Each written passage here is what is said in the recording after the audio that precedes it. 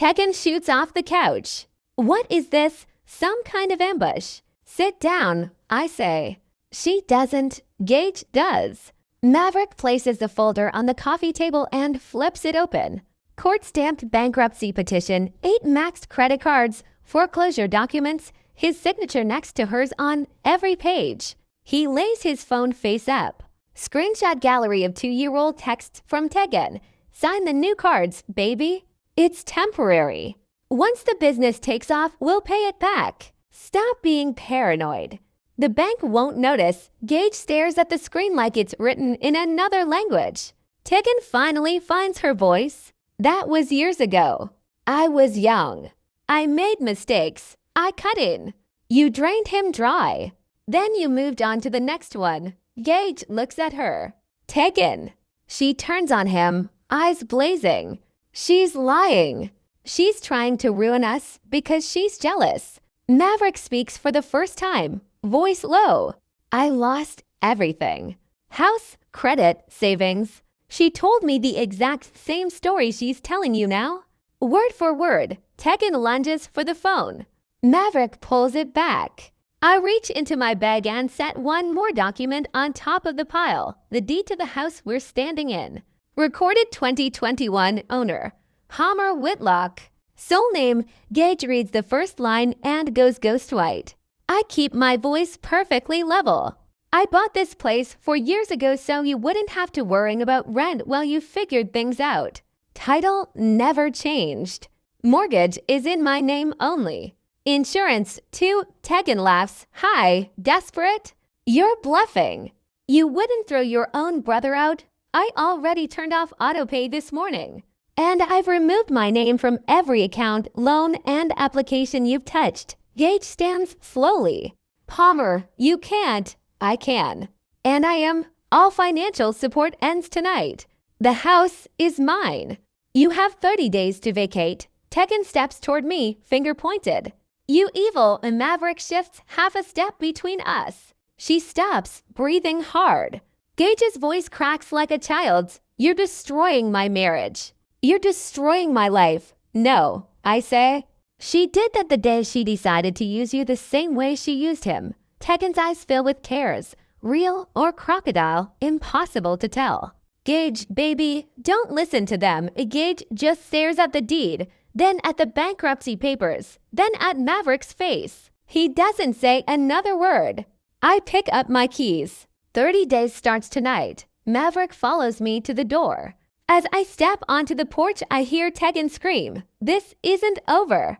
And Gage, smaller than I've ever heard him. Tegan, is any of this true? The door closes behind us. I drop Maverick at his hotel, thank him, drive home in total silence. My phone stays dark the entire way. Then at 11:47 p.m. the calls start. 57 missed calls by sunrise. 219 text messages. Palmer, please pick up. I'm on my knees. Here, she's throwing clothes in suitcases. You're literally making us homeless. I'm sorry. Okay, I'm so sorry. You're my only. Sister, don't do this to Mom and Dad. I never. Touch the green button. The screen lights the ceiling every 30 seconds like a silent strobe. Monday morning. 7:59 a.m. I walk into the office, open my laptop, and hit send on the email my attorney drafted over the weekend. To Gage Whitlock, Tegan Ashford Whitlock from Palmer Whitlock via Reynolds and Associates subject, formal termination of all financial support and 30-day notice to vacate 3 crisp pages. Paragraph 1. Every dollar of direct and indirect support ends effective immediately. Paragraph 2. The residence at 1427 Bellwood Lane is titled solely to Palmer Whitlock. Occupancy permission revoked. Paragraph 3. 30 calendar days to remove personal property. Day 31 equals formal eviction. Paragraph 4. Any damage or liens equals immediate civil and criminal action. Sent 8:14 a.m. Read receipts 8:16 a.m. Tegan replies to my corporate email at 8:29 a.m. Nice try. Saddest bluff I've ever seen. You don't have the spine to throw your baby brother onto the street. See you at the BBQ tomorrow. Can't wait to watch you explain this tantrum to your parents. I forward her reply to my attorney with one line. Proceed without further delay. 9:05 a.m. Wells Fargo Fraud Division emails Gage and Tegan directly. CC me. Subject, pre-litigation. Demand fraudulent loan application for $180,000. Demand $11,400 within 90 days or civil suit plus referral to NC Attorney General for felony identity theft. I forward it to Tegan. No emoji. Just the forward. She responds in 9 seconds flat. You went to the bank. You're insane. Gage is having a full meltdown. You're dead to both of us.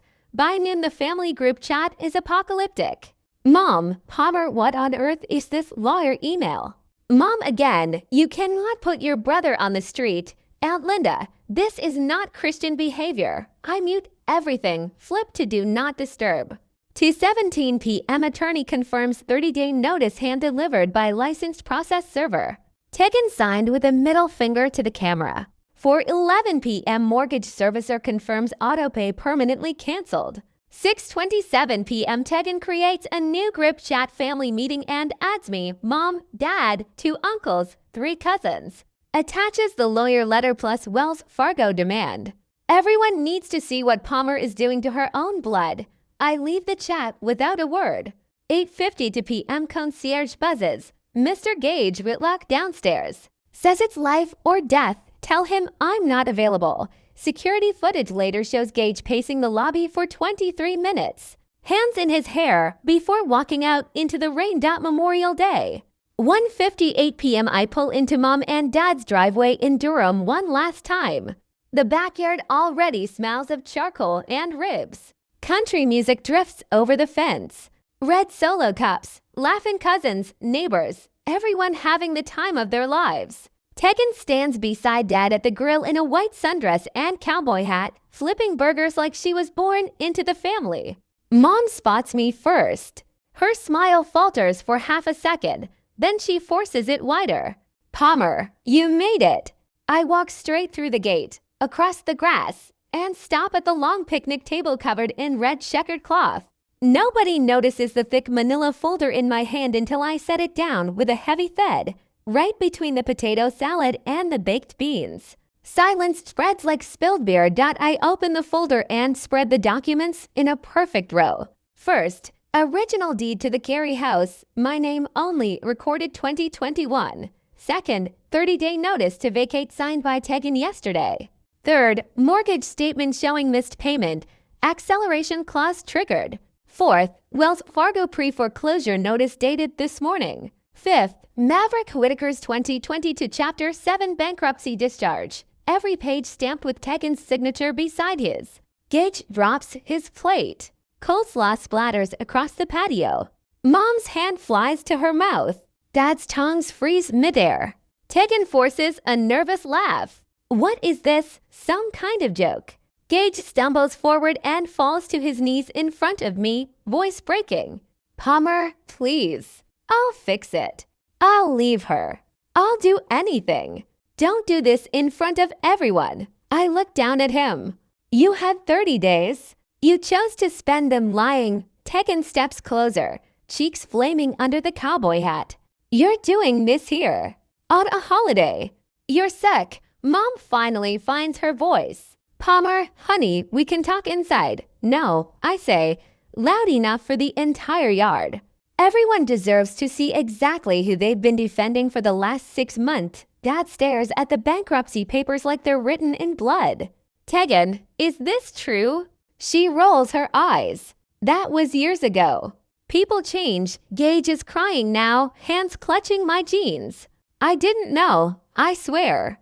I love her. Please. I step back so his fingers slip off the fabric. Tegan keeps going, voice shrill.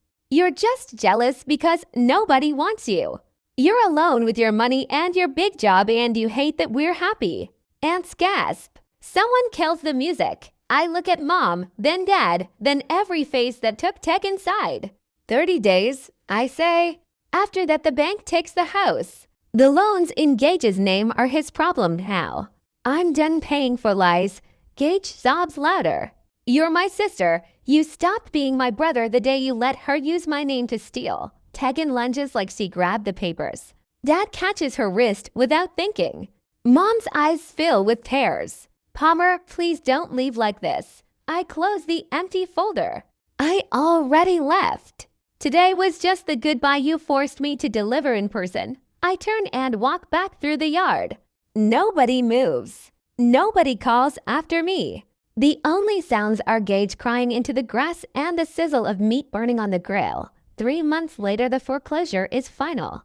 A shiny new padlock gleams on the Carey house door. The sale happened on a Tuesday morning. I didn't attend. Tristy emailed me at 11:07 a.m. Property reverted to lender, deficiency balance waived because I was never borrower. Clean break. That same week, Tegan got hit with 3 separate civil suits. Wells Fargo, to credit card companies. Total judgments $163,000 and climbing. Her wages if she ever finds a job garnished for the next 15 years. Gage's credit score crashed to 510. The shop he worked at ran a routine check and fired him the next day. No one in the triangle will hire a mechanic with that red flag. Mom and Dad sold their Durham house in August. Accepted 10 grand under asking just to close fast. Proceeds went straight to paying off the newest loans Tegan had convinced Gage to take out before I cut the cord.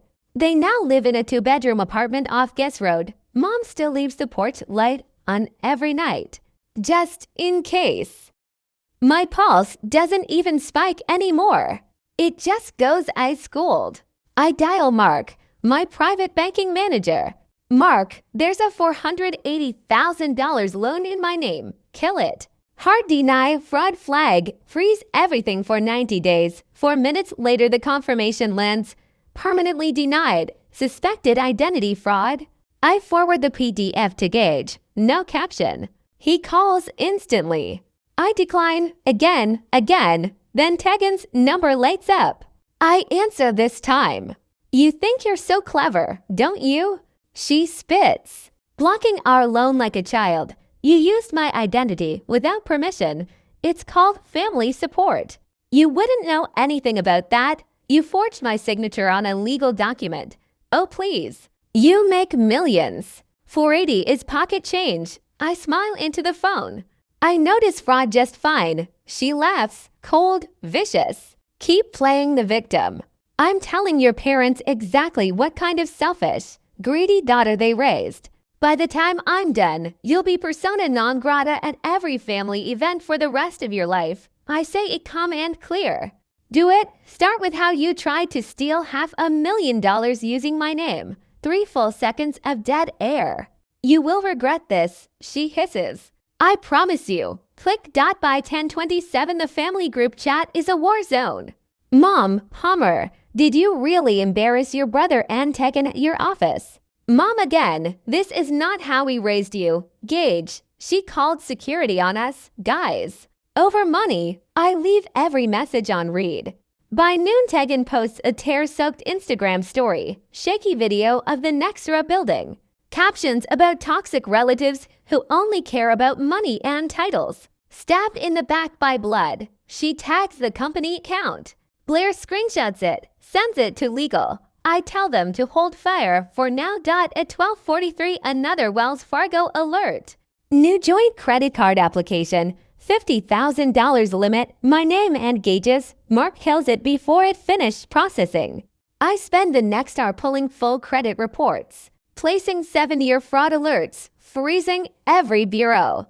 Notifying every lender I've ever used that any application without my direct verbal confirmation is dead on arrival. When I finish, I lean back and stare at the ceiling.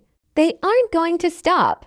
That's crystal clear now. That same evening, a thick brown envelope appears on my condo doorstep. No return address, no courier label, just my name typed in plain font. I slice it open with a steak knife. 42 pages slide out. Cover page, private investigation report, subject, Tegan Ashford, prepared for anonymous client. Dated yesterday. Before I turn another page, I see Dad's handwriting on a torn power bill scrap. I've been suspicious for a long time but didn't know how to bring it up. If you can handle this, please do. I'm sorry. Dad, I sit down at the kitchen island and start reading. Page 1. Summary. Tegan Ashford. 27. Married Gage Whitlock December 2023. Previous marriage, Maverick Whitaker. 2021 to 2022. Dissolved after Chapter 7 bankruptcy. Pages 2 to 12. Court documents. Tegan convinced Maverick to max out credit cards for inventory for a beauty startup that never launched. Total debt to $110,000. Maverick lost his house in Buckhead, his truck. Credit score fell to 480. Tegan walked away with a settlement that paid her legal fees and left him holding everything. Pages 13 to 20. Tegan's current credit report. Owes $189,000 across 12 max cards. Interest alone $3,000 per month. Pages 21 to 34. 3 brand new personal loans in Gage's name only. Total $142,000 taken out in the last 3 months for home renovation and business equipment. No renovations. No equipment. Money transferred to Tegan's personal account the same day. Pages 31 to 38. Screenshots of texts from Gage's phone sent while he was at work to loan officers. Just tell them my husband makes one to okay at the dealership. They won't check. Pages 39 to 42. Private Instagram stories bragging about an upcoming 7-figure seed round. Photos in front of houses she doesn't own. Captions about building an empire. All hidden from Gage's account. I read the whole thing twice. Dad hired the pie right after the wedding. 6 months of watching, paying, waiting, pretending everything was fine at Sunday dinners while Tegan smiled across the table. I flip back to his note. Run my thumb across the shaky ink. He didn't ask me to fix it. He didn't beg. He just handed me the truth and trusted I'd know what to do with it. For the first time all weekend, I feel something close to come. That night I email Maverick Whitaker.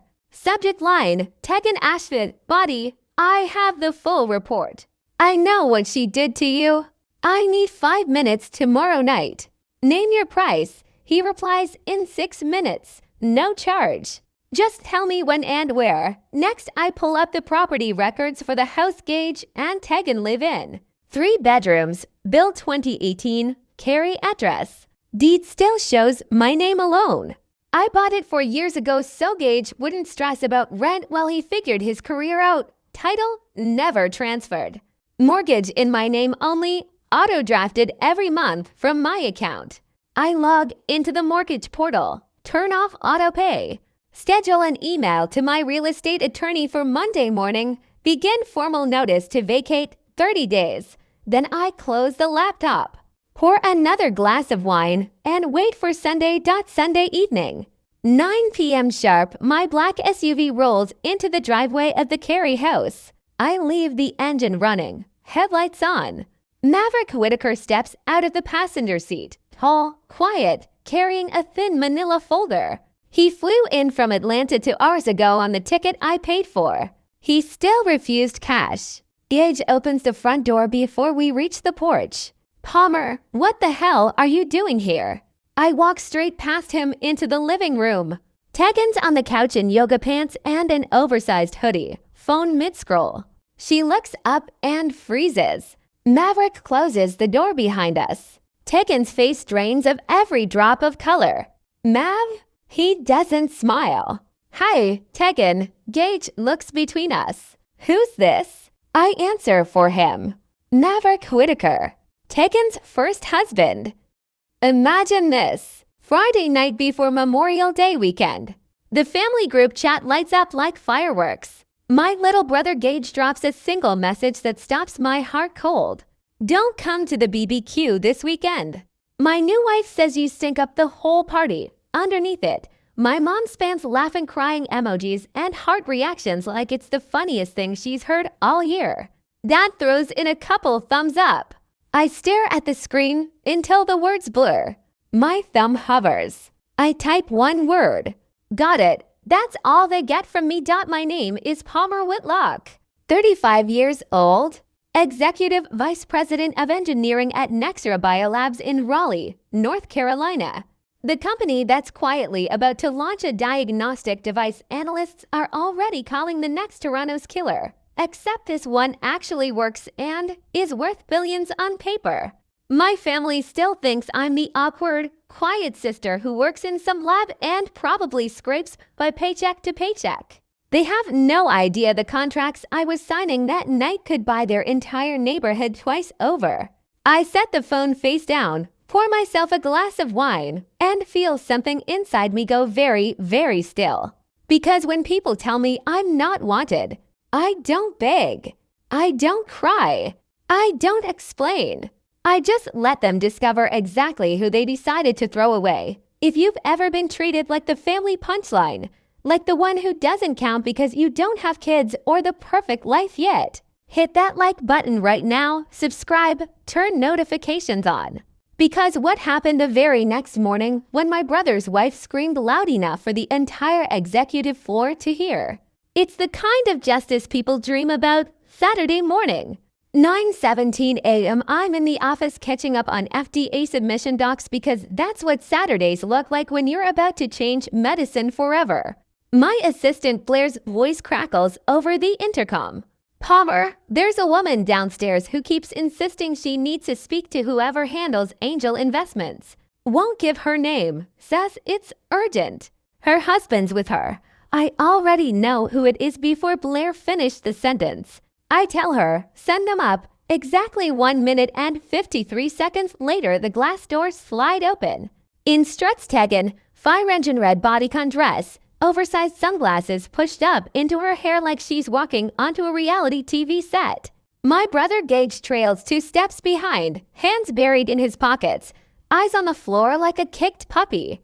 They both freeze the second they see me behind the desk. Tegan's sunglasses slip from her fingers and clatter on the marble, sharp, echoing, final. Palmer. The word comes out strangled. Her gaze bounces from my face to the polished brass nameplate that reads Palmer Whitlock, Executive VP, Engineering, then up to the 6-foot Nexera Biolabs logo covering half the wall. Gage's mouth actually falls open. This is your office. I stay seated, fingers resting lightly on the desk, voice completely flat. Executive Vice President of Engineering. What do you want? Tegan recovers in a heartbeat. Shock flips into the brightest, fakest smile I've ever seen. She struts forward and drops a thick, glossy pitch deck in front of me like she rehearsed it in the mirror. Oh my God, this is literally perfect. She squeals, clapping manicured hands. I'm raising for my medical diagnostic startup, next-gen point-of-care testing, total game changer. We need $2 million to push through FDA clearance. You're literally in the industry. You can write the check today. Gage finally finds his voice and nods like a bobblehead. Yeah, sis. It's a slam dunk. Family looks out for family, right? I don't touch the deck. You showed up at my job, no appointment, on a Saturday of a holiday weekend to ask for $2 million. Tegan's smile doesn't flicker. Exactly. Blood is thicker than water, Palmer. I look her dead in the eyes and say the word I've never said to family before. No, the smile vanishes like someone yanked the plug. What do you mean, no? Her voice shoots up an octave. You're seriously telling your own brother no. Gage steps closer. Palmer, come on. This could set us up for life. I repeat myself slower. Leave now. The open plan floor outside my glass walls goes graveyard silent. 50 engineers suddenly find their second monitors fascinating. Tegan's face turns the exact shade of her dress. Are you kidding me right now? She screams, spinning toward the glass so the entire floor can hear. You sit up here in your fancy corner office making millions, and you won't help your own flesh and blood. This is why nobody wants you around. Your jealous Gage finally has a real partner, and all you have is this cold, pathetic Job. Before I even reach for the button, 2 security guards in black polos are already at my door. Ma'am, you need to lower your voice and exit the building. Tegan whirls on them. Do you even know who she is? That's her brother. Gage grabs her wrist. Tegan, let's just go. She rips away. No. She doesn't get to treat us like garbage. The guards close in. One already has the elevator held open. Gage looks back at me one last time, eyes wide with betrayal. You're really picking this place over us, he mutters as they drag Tegan, still screaming about lawsuits and you'll regret this, into the hallway. The doors seal shut. Silence. Blair steps in, raises an eyebrow. Your brother's wife is a special kind of special. I flip open the pitch deck just long enough to see the cover page. Tegan Ashford, CEO and founder Gage, isn't mentioned once. I feed the entire thing into the shredder and watch the ribbons curl like confetti. My phone starts vibrating before the elevator even hits the parking garage. Gage calls 5 times in a row. On the 5th, I answer. What do you want, Gage? His voice cracks with pure rage. Do you have any idea how humiliated Tegan is right now? She's sitting in the car crying her eyes out because of you. I stay silent. You couldn't give us 5 minutes. You had to call security like we're trash in front of your entire company. Still nothing from me. You're heartless, Palmer. You always have been. I take a slow sip of coffee. Anything else? He hangs up. 10 minutes later, the texts flood in. You just killed our future. Tegan hasn't stopped crying since we left. Hope that big office keeps you warm at night. I mute the thread and open my Wells Fargo app instead. That's when the notification banner drops like a bomb. Pre-approval alert. $480,000 personal loan. Co-signer, Palmer Whitlock. Primary borrower, Gage Whitlock. Secondary, Tegan Ashford Whitlock. Applied at 2:14 a.m. using my social security number, old pay stubs I'd left at mom's years ago, my exact salary from public sec filings, and my current address. The bank had already soft-approved pending final review.